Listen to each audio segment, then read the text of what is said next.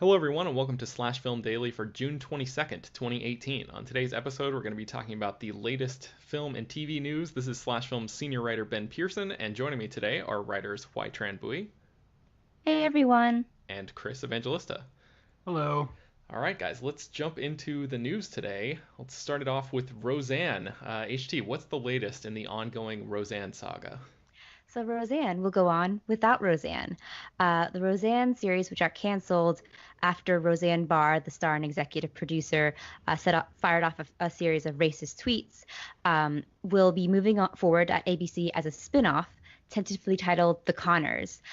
It will star everyone on the main cast except for Roseanne Barr, which includes John Goodman, Laurie Metcalf, Sarah Gilbert, Lacey Goranson, and Michael Fishman, and they will reprise their characters in the Connor family. So the spin-off series won't feature Roseanne Barr in any creative or financial capacity, and has been ordered for a 10-episode series this fall that will take Roseanne's place in the Tuesday 8 p.m. slot. So they're really wasting no time. This is coming to TV this fall. It's like only a few months from now. So yeah, I mean it's surprising to me that they're moving forward with this, but I guess because they managed to find a way to separate Roseanne entirely, because I think that the big concern for a while was even if they made a spin-off, she was still going to profit off of it because she was like a creator and executive producer of the show. But it sounds like that has been pushed aside, right? Like you said, she doesn't Yes. have any involvement at all in this version.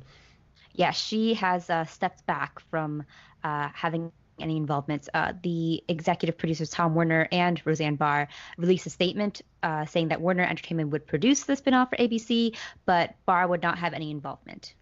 Okay, well, there you go. I mean, I think I saw a lot of fun ideas, and I think we actually talked about some on the podcast about like potential ways to keep this show going. You know, with this set of characters meeting up with a different set of characters from a different show or something. But this seems like the most boring way to go about doing it. But I guess maybe if people are still interested in those characters, then they're gonna have a new show to watch this fall. So we'll see. And I've seen people already speculating like how long until ABC brings Roseanne on as in a guest spot role or something.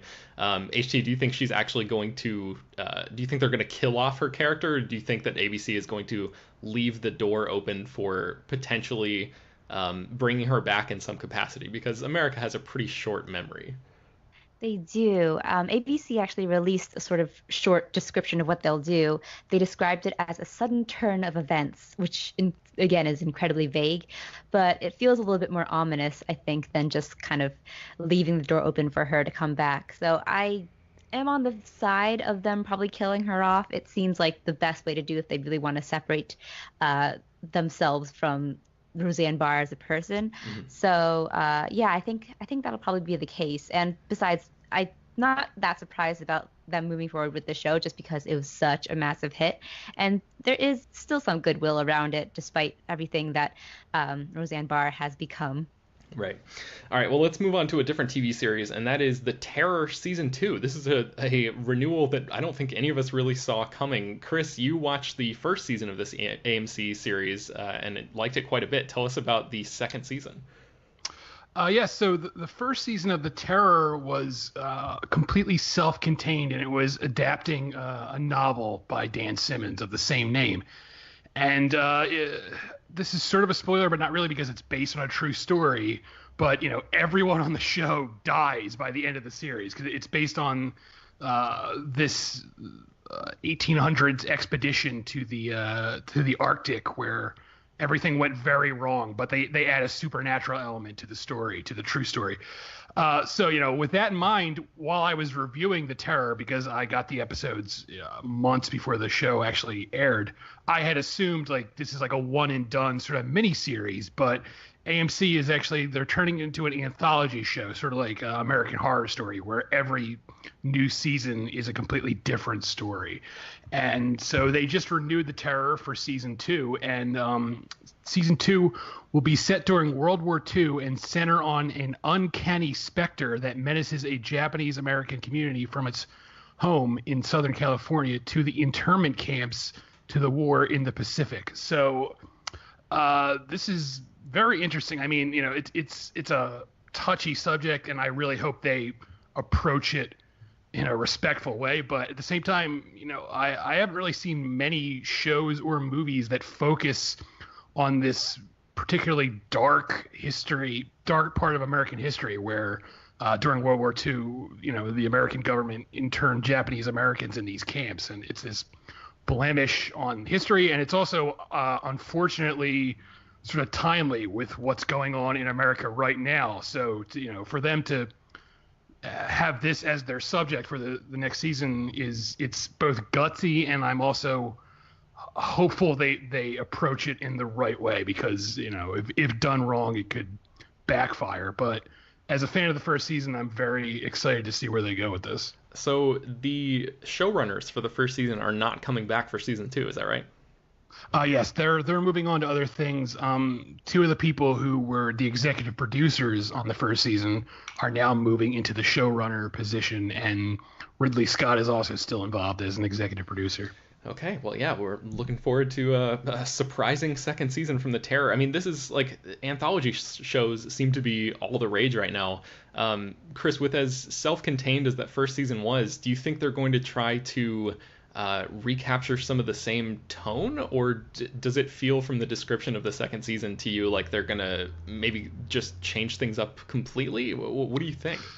I mean, the only thing I can think of is maybe every season will be historical, because the first season was in the 1800s and this is World War II. That's the only thing I see. It seems like they're keeping. I mean, they obviously can't really keep the same cast because this season seems to be focusing on Japanese Americans, whereas the first season was, all white guys from England. So it won't be like American Horror Story in that respect where they bring over the same people. But yeah, I'm not really sure. I mean, the first season, I love the first season, but it's very bleak and hopeless. And I don't know if they're going to keep that angle where, everyone dies by the end of the season. If that's like they're going to be their running theme, I don't know if audience will be able to put up with that too much, where every season is just watching all the characters die slowly. But I guess that's sort of what Game of Thrones is, and people love that, so maybe they will be doing that. I don't know. That's a good point.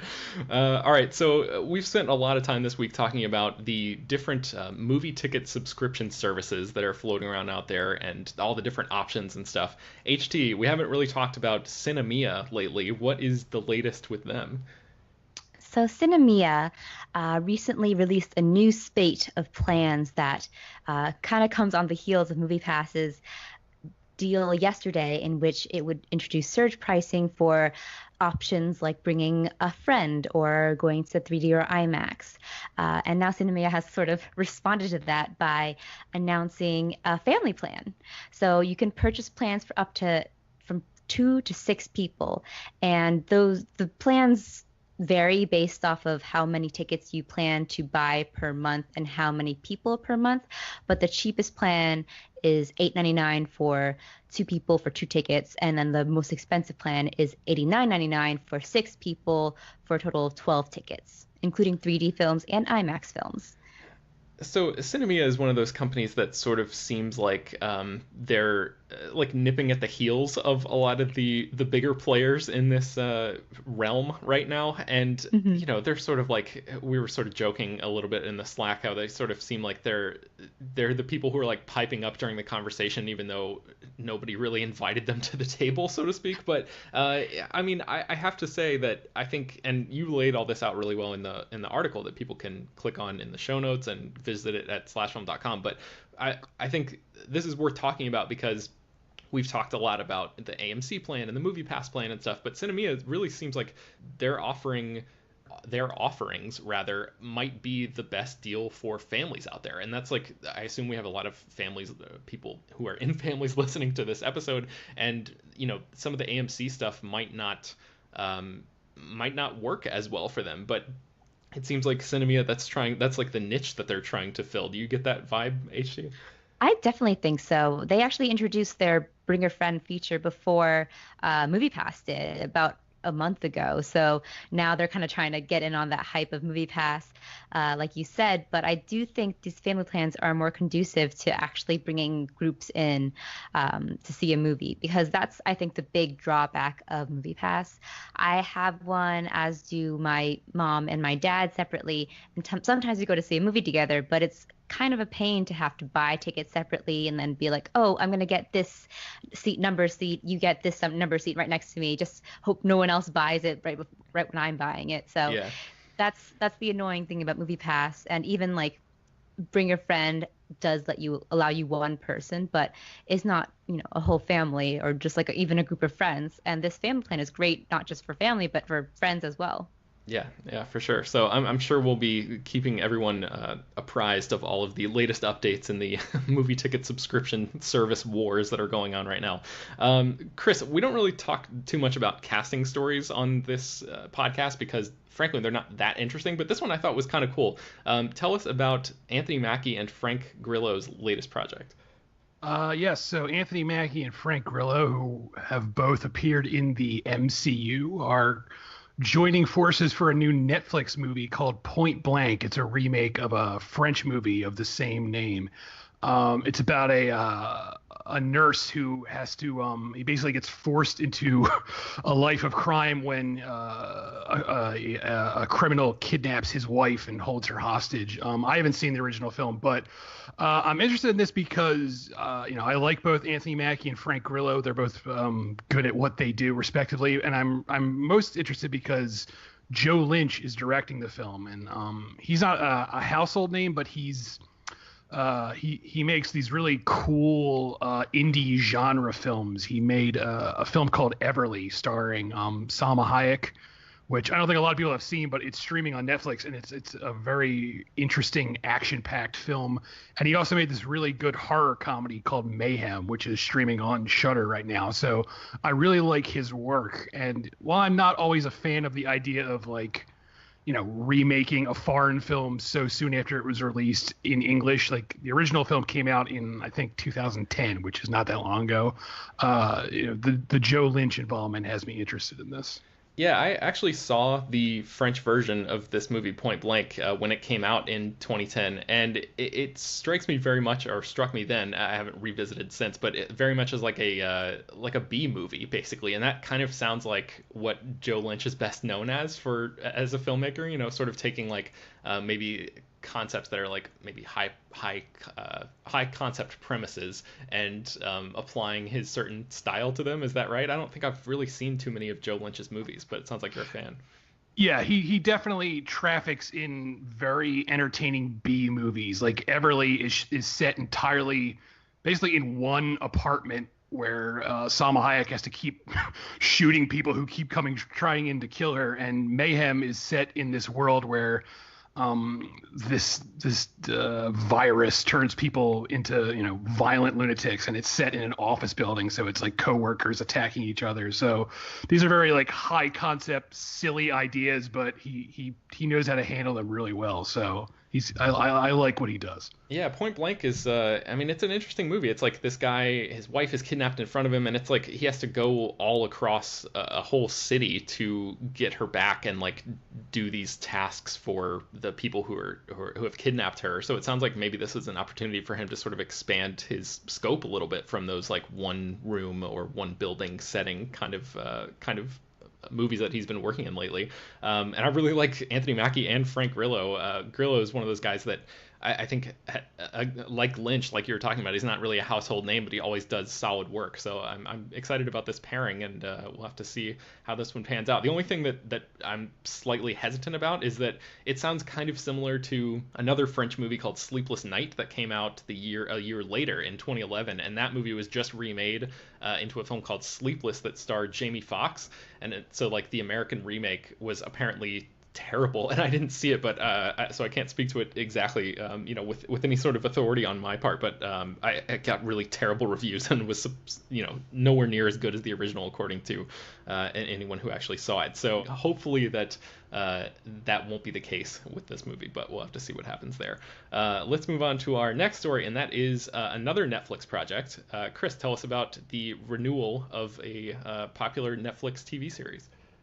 Oh yeah, so Dear White People, the Netflix show that is inspired by the film of the same name, just got renewed for a third season. There was a little uncertainty there after the second season if it was going to come back because for a long while there, Netflix was never canceling any of their shows. They sort of built up this reputation as the network, quote unquote, that didn't cancel things. And then in the last few years, that's changed considerably, where they are canceling things more readily. Like they had a show called Everything Sucks, which had a pretty strong internet following, but they canceled it, almost like a month after they dropped it on Netflix, and that surprised a lot of people. So after season 2 of Dear White People ended, there was this sort of assumption that maybe Netflix wasn't going to bring it back, but now they are bringing it back.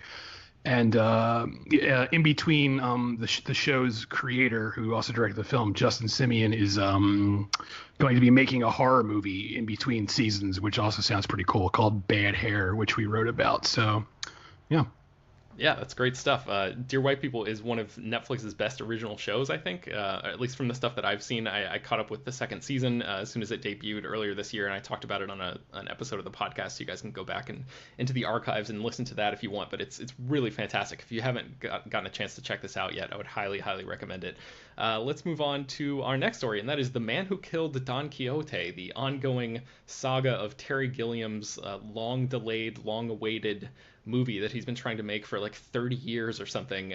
There's a new wrinkle in this in this film. It's storied history. HT, what's going on?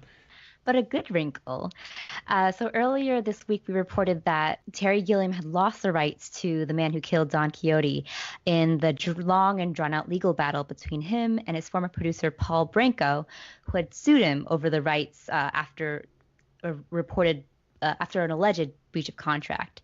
So, although Gilliam had lost the court case, it turns out that he had not lost the rights. And this is due to a kind of miscommunication on Paul Branco's part, the former producer, who had essentially claimed that he had won the rights back and was very boastful about it. And so a lot of outlets, including ourselves, did run with that statement.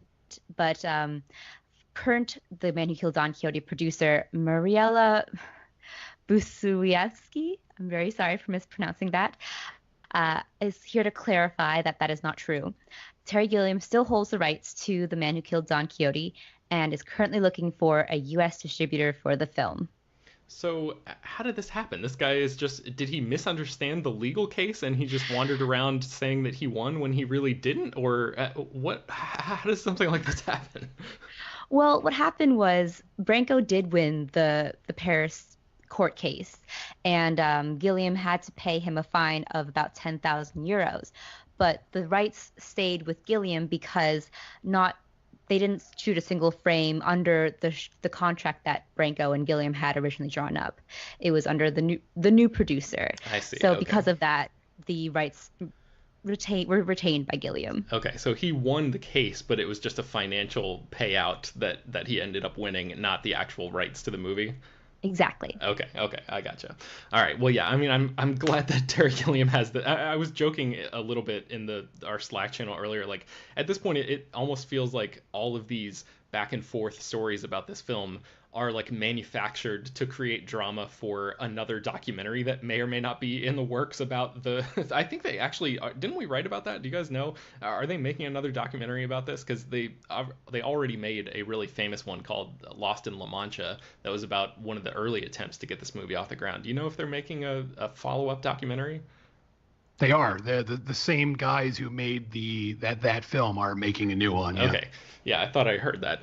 So, it's just so wild. Like, if these guys have cameras rolling this whole time, that documentary is just going to be totally insane to watch because we're sitting here writing about all this stuff, but they are going to have cameras in there and like get Gilliam's reactions in real time to all these things. This is pretty wild. I don't know. I'm not alleging. He suffered a stroke this time around too, so it was. Yeah, geez, it's been pretty serious. This is, man, that's going to be a hell of a documentary when it comes out one day. All right, so our last story of the day is about Disneyland, and they are testing dynamic pricing models. So Pixar Pier is a new sort of a revamping that they're doing, that Disneyland is doing, of their California Adventure theme park out here in Southern California. It actually opens tomorrow. That's like the official opening day. But today, Friday, they are allowing guests to go in one day before it officially opens to the public. The catch, of course, is they have to pay $299 to get in and spend 6 hours in the park. So it's basically Disney saying, let's see if people are willing to pay this. Dynamic pricing is basically like what airlines do, where if they'll sort of like change the prices based on how many people are going to be in that park that day based on their early projections, and like they'll lower the prices if they want more people to be in, but they're always trying to strike this perfect balance of not having huge crowds in the park, because big crowds mean longer wait times, and longer wait times mean lower guest satisfaction overall. So it's all about like maximizing their profits basically. But it's kind of an interesting thing that they're using this dynamic pricing as like a test for Pixar Pier, because it makes us wonder, what kind of thing they could do for Star Wars Galaxy's Edge, which is the new Star Wars themed theme park or land, I guess, that they have that are set to open next year. So like, do you think that they could?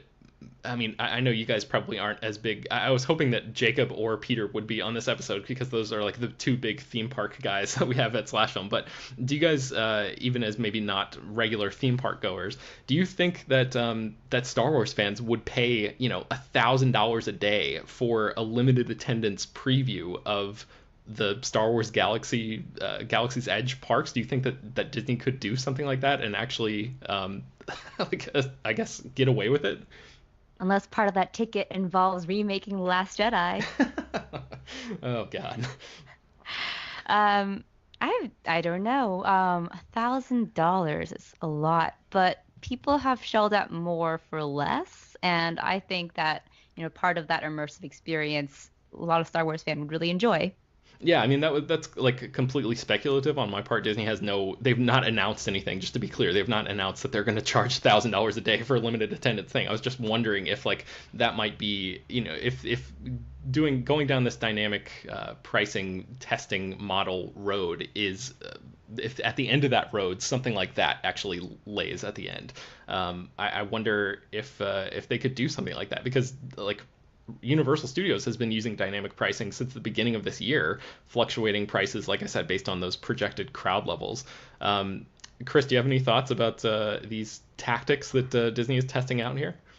Well, I mean, we can all agree that Disney needs more money. So, no, I don't know. Like, I'm not going to say I dislike theme parks. I mean, I don't live anywhere near Disney, or so I have no excuse to go, and I don't know. Like, I can't imagine you at a theme park, Chris. I did go. I went to Disney and Universal Studios when I was a kid, because my family won a cruise on the Big Red Boat, which doesn't even exist anymore. But we went to Disney and Universal, and I liked Universal Studios a lot more. But all the stuff I liked at Universal is gone now, like the Jaws ride and King Kong. That stuff's all gone, so I don't really care. That's where I am on this situation. Well, yeah, maybe I can get Peter or Jacob to chime in sometime next week if they're back on the show, and see if they have any additional observations to make as like diehard theme park lovers. Basically the exact opposite of Chris on that spectrum. So, all right, I think that's going to bring us to the end of today's episode of Slash Film Daily. Before we go, where can people find more of your work online? HT, let's start with you. You can find me every day at slashfilm.com, and I'm on Twitter at HTranBuoy. Chris? I'm also at Slash Film, and I'm on Twitter at Evangelista413. You can find me at Slash Film as well. You can find me on Twitter at Ben Pearson, and you can find more about all of the stories we mentioned on today's show at slashfilm.com and linked inside the show notes of this episode. Slash Film Daily is published every weekday, bringing you the most exciting news from the world of movies and TV, as well as deeper dives into the great features you can find at slashfilm.com. You can subscribe to Slash Film Daily on iTunes, Google Play, Overcast, Spotify, all the popular podcast apps. Please feel free to send your feedback, questions, comments, or concerns to us at peter@slashfilm.com. gmail.com. And be sure to remember to leave your name and general geographic location in case we mention your email on the air.